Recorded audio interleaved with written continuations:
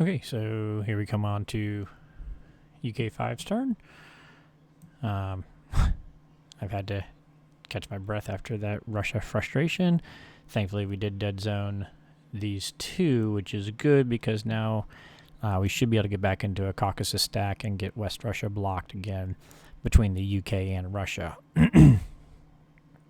So, especially since his 4 fighters are down here, unfortunately, he did wipe out my units here without losing any of his fighters that he attacked with, and he still has 4 fighters in a tank. So he's making this very pesky, unfortunately, but that's okay. We're going to be bringing these 2 infantry back into C-Zone 36, where next turn they could come to 34 Egypt and help clean up if I need them to do so. So I'm not going to be super worked up about that right now.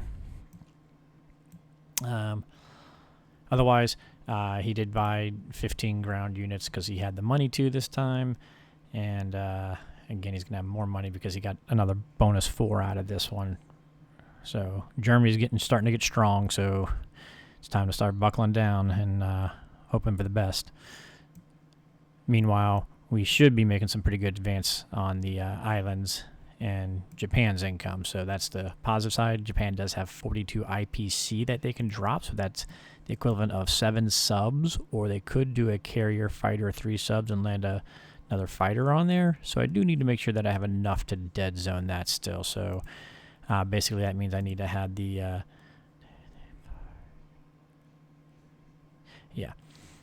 the UK bomber and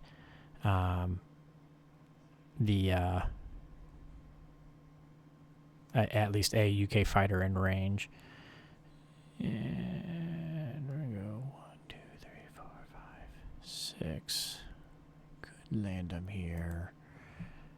Bombers could hit me though. So I'm gonna have to be happy. This 1, 2, 3, 4. We'll have to be able to go 5, 6, but we got enough US around here. We should be able to get something marked out for landing for him. Landing zone for the bomber. So the bomber should be fine helping from India. Okay, so I do want to start just massing UK grounds down here in preparation for when Moscow falls and Germany starts coming this way, and trying to get as much going this way as we can. At the same time, we want to build fighters where we can. So we're going to try to do both of those jobs.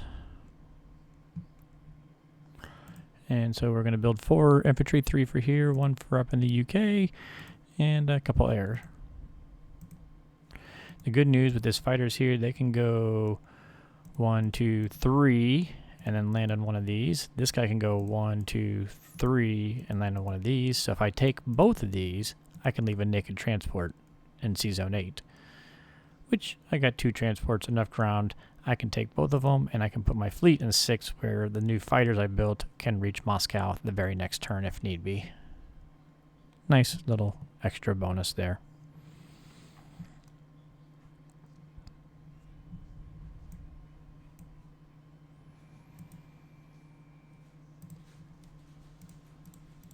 So we're going to play this little dance with him. We're going to roll those guys on in. We're going to move these guys on up. Let him take shots with 1, 2, 3. His air, if he wants to take shots with air on those guys, so be it. These guys need to come grab there.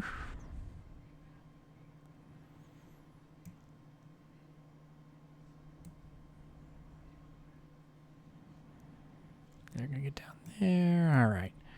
So here.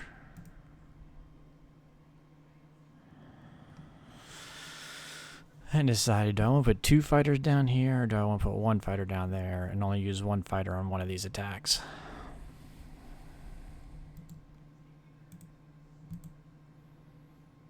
I think we're going to do it that route. And put 2 fighters down here for this turn.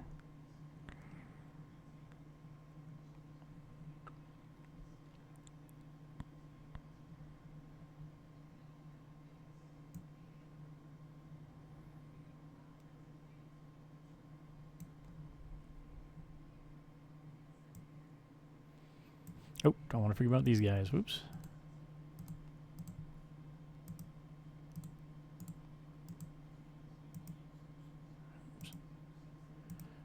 Give me you landing there, you landing there.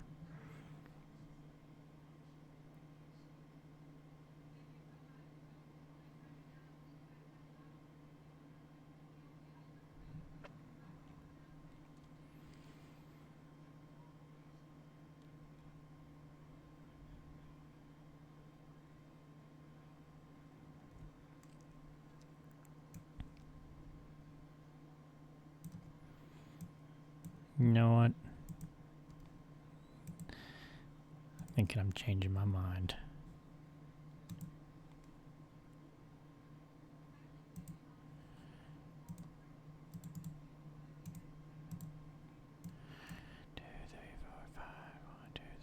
Bring him back down. Okay.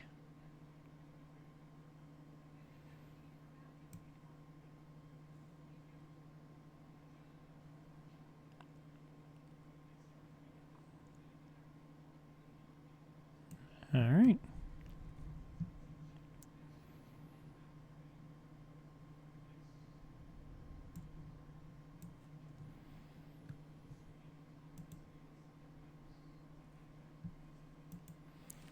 So hopefully UK gets some decent money this round.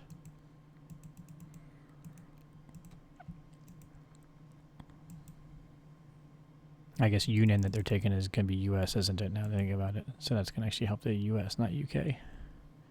And of course this helps Russia. But West Russia could be points, and then of course the Western Europe is nice points. And Africa is doing nicely. Good deal. Good deal.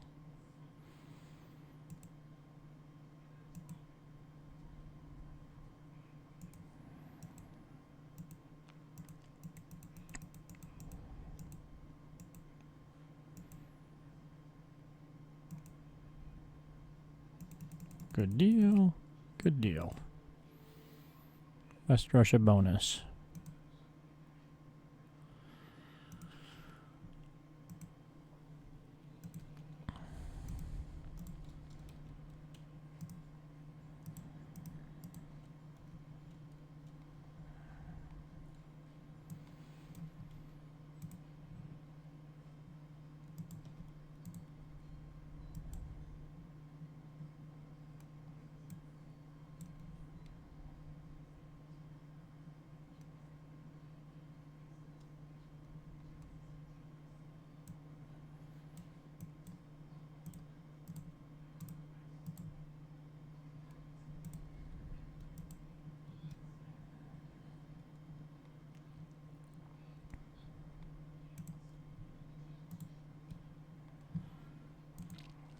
Got 2 fighters coming in. So now those 4 fighters can get to the center of the board next turn.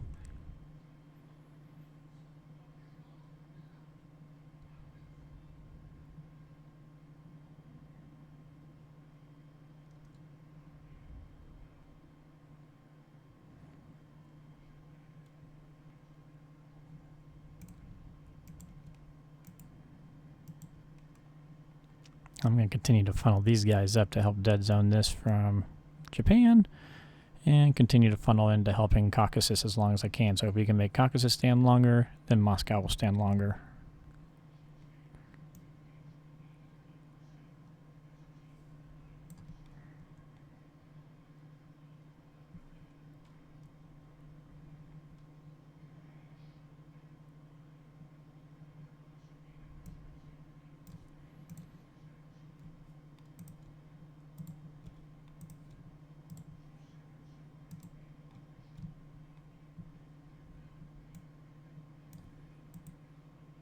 There we go. So that should be good income. 43 income for UK next turn. We will gladly take that. So we're 165 to 172. 45 to 42, so we'll gain a little bit on that, but then we're going to lose because we're going to be buying some factories for US. Or now's when we're going to start slipping and losing some ground. But look at this income. He saved last time, so that's why he's got the 42. But Japan's down to 29. We're about to start knocking off some more islands.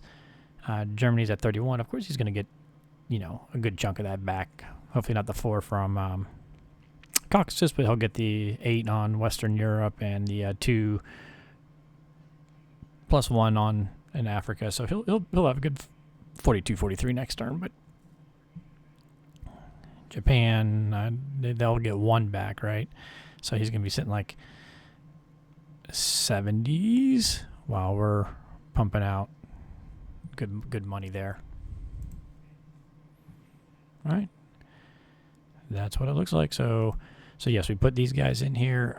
Japan can only hit the 1 tank there, so we should be able to move these guys on down. UK infantry are protecting Moscow enough. Japan's not going to be able to hit here, even if he moves his 7 units and brings his planes in. We're still going to have enough that we can move the guys here and still protect Moscow from any Japan craziness. So we should be in good state.